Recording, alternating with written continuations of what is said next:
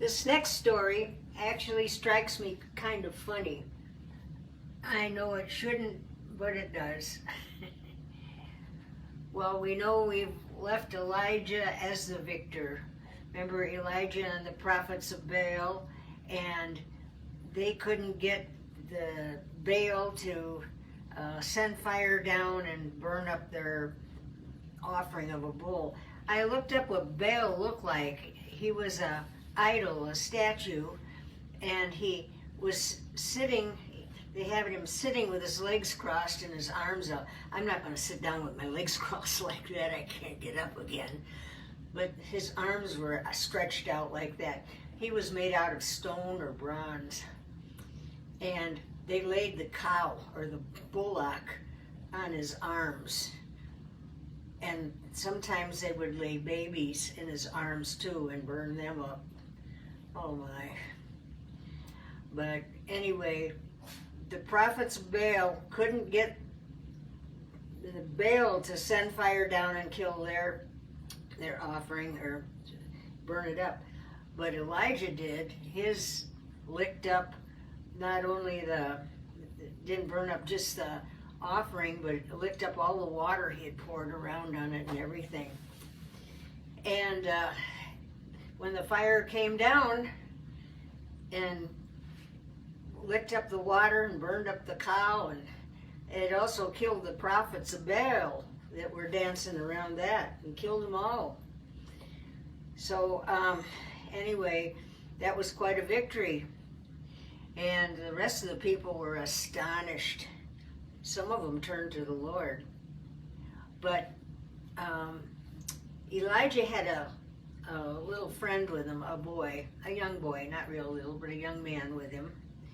And he said to the young man, go over by the sea. They weren't too far from the Mediterranean Sea. And he said, I said that God was going to send rain when I asked him. And I'd like you to go over by the sea and see if you see a cloud or anything coming, any rain coming. I had asked for it. So the young man went over there and came back in a little while. He said, no, I don't see anything yet at all. And Elijah said, well, go look again in an hour or two, please, and let's see what's going on. So the young man went back again, and he said, no, I don't see anything yet at all. And they, wait a minute, and he came back again, and he said, I saw a cloud out there about the size of he said, I don't know how to judge it, but I would say about the size of a man's hand. Oh, and this made Elijah so happy. And he said, let's wait a little bit and see what happens. And it started to grow big. And Elijah said, the rain is coming. It hadn't rained for years. The rain is coming. And sure enough, it built into a big thunderstorm, a huge cloud. And it came over the land. And it started to rain like crazy, like they hadn't seen for years. And everybody that was alive, that was still there, they started running home, including King Ahab. He was scared, and he started running home. Elijah started running for shelter, and so did the young man that was with him. It was windy, and a horrible storm came up, and it was raining sideways. It's quite a treat after so many years of nothing at all, not even any dew on the ground. Anyway, Elijah and the young boy were running like crazy down the road, and it sounds to me like they were just almost passing up Ahab. He was going with his horses trying to get home, and Ahab said, run for shelter, Elijah, run. Now he's on Elijah's side. And he said, I'm going home, but oh, is my wife going to ever be mad at me? I don't really want to go home. Only reason I'm going home is for these horses. But boy, is she going to blow her stack when she finds out that you had rule over your God had rule over the sky and the fire and everything. And so Ahab was actually discouraging Elijah. You better not come home because she's going to kill you. And so Elijah didn't. And Ahab went home with his tail between, or the horse's tail between their legs. Oh, he was scared to go home. I've heard there's nothing worse than a woman's fury or something like that when she's mad. There's no fury like a woman's fury or wrath or something. Well, this is Jezebel. And Elijah and his young friend, they started running like crazy too, looking for shelter and stuff. And they were, I remember as a little girl one time, I was trying to run some rain that was coming behind me, and it finally caught up with me and rained on me, but it was kind of fun to see how long I could outrun the rainstorm. This is what they were doing. Anyway, Elijah kept on running. Ahab went home, and Elijah kept on running down toward Judah, ran south, and then his friend left him there. He said, I'm going home here. I'm out of here. I can't run anymore, and I'm tired. But Elijah kept on running. Oh, he ran. And finally he ran out into a kind of a empty area, and he was so exhausted from running. He was afraid of Jezebel too. He was so exhausted from running that he just fell asleep under a juniper tree. And the Bible says that he just laid there for hours. And then while he was laying there, an angel of the Lord made him a couple of, it says cakes, or like loaves of bread, barley cakes or bread or something, and had made a fire and brought him some water to drink. And the angel said, Elijah, rise up and eat. And Elijah's so burned out and tired, but he did. He got up and he started to eat a little bit, but he was so tired he couldn't even finish. And he fell back to sleep again.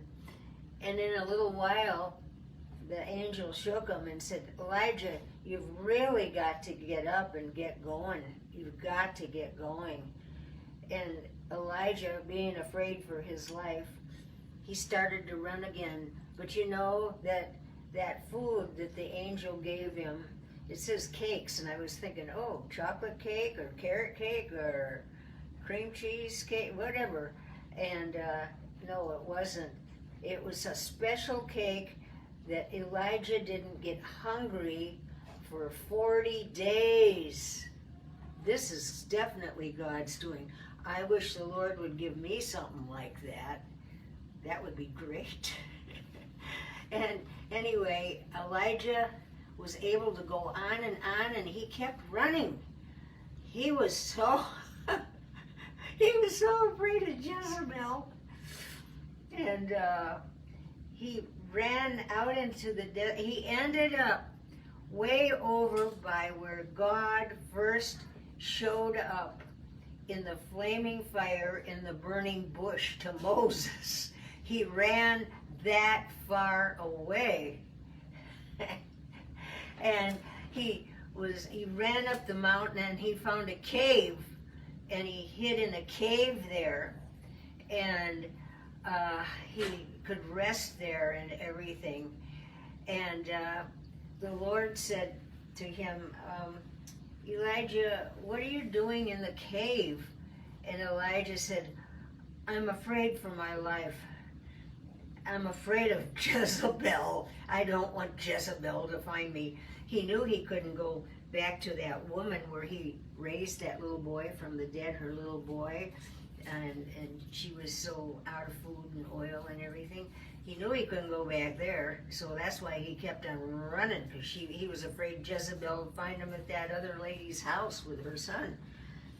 So he's way out in the wilderness by the burning bush episode so many years before. And God said, Elijah, come out of the cave. And he said, I'm not coming out.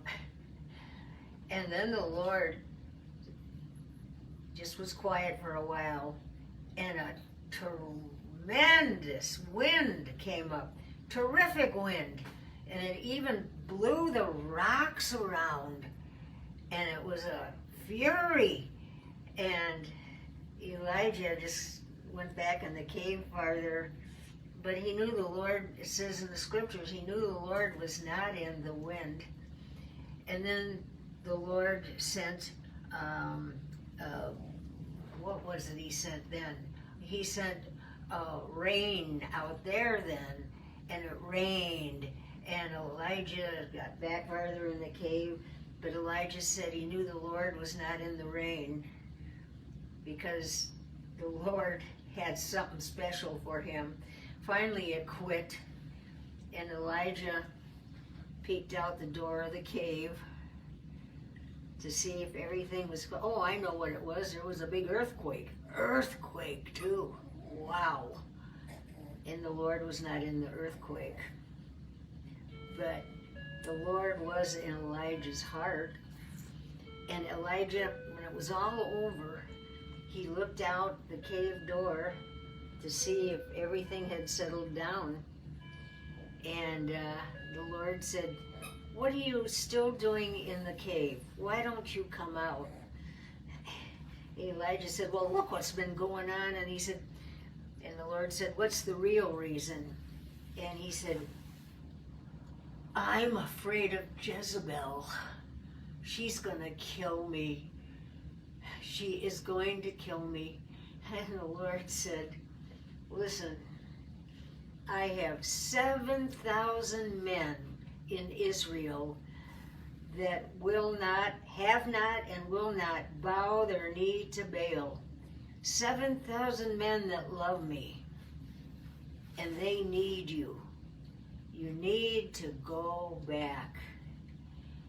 And so with this, Elijah felt very uplifted and was glad to hear about 7,000 people that still love the Lord in Israel. So Elijah started on his way back again. And I'm going to leave it off there. But this man that did such big, tremendous things was scared of a woman. But I can see why. I think she was the worst woman in history I've ever heard about. Okay, I'll leave it off there. Bye-bye.